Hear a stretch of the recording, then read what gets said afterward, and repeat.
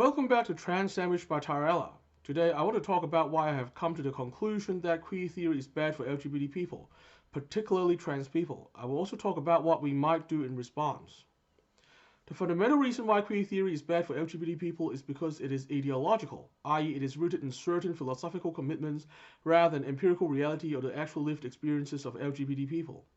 Queer theory is heavily influenced by the philosophy of postmodern thinker Michel Foucault, which means that it is fundamentally committed to a postmodern Foucauldian worldview. Included in this package are very problematic ideas, like how knowledge and discourse is fundamentally about power and oppression. These ideas have fueled an LGBT culture that is overly focused on matters of language, style, and identity labels, which I believe is ultimately unhealthy for us. As a trans person, I can say that my life experience of the world does not agree with the postmodern worldview. I simply don't see how language games will change anything. Instead, I believe an obsessive focus on language unnecessarily divides us and is not helpful for building bridges. Another reason why queer theory is harmful for trans people is because of its deconstructive nature, again due to its philosophical inheritance. Queer theory sees both gender, male and female, and sexuality, straight, gay, and bi, as entirely socially constructed and to be deconstructed. As such, queer theory resists having stable definitions and identities for everything. Is really postmodern deconstructionism on steroids. In fact, some queer theorists even resist having a definition for queer theory itself, arguing that putting a definition on queer theory is limiting. In the world of queer theory, all definitions and limits are to be resisted and knocked down. The problem with this approach is that it practically denies the ability of people to have a stable identity with a stable meaning at all. Right now, what trans people need most is for the rest of the world to understand us better. An ideology that basically says trans people are not understandable is certainly not what we need right now. It is not just theoretical either.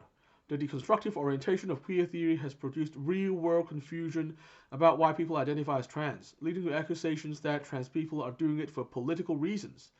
This, I believe, is behind the so-called trans ideology moral panic.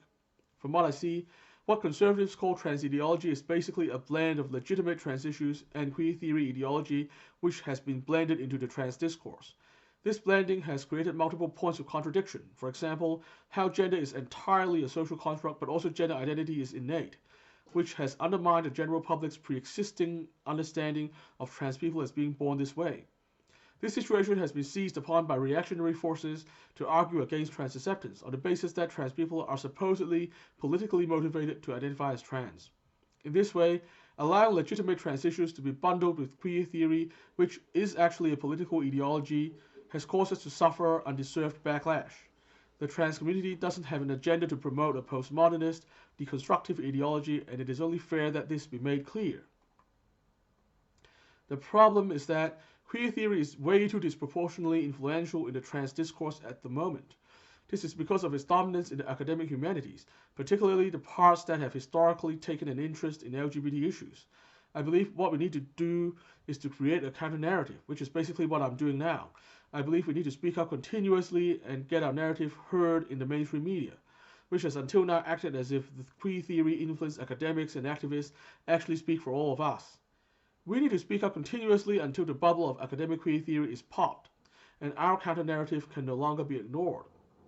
At that point, we will hopefully have a level playing field, on which we can engage in rational debate against the tenets of queer theory. It will be an interesting debate indeed. That's all for today. I'll be back next time to discuss another big idea. Remember, on this show, the personalities don't matter. It's the ideas that matter. Until next time, remember to resist conformity and stay positive. Our future depends on it.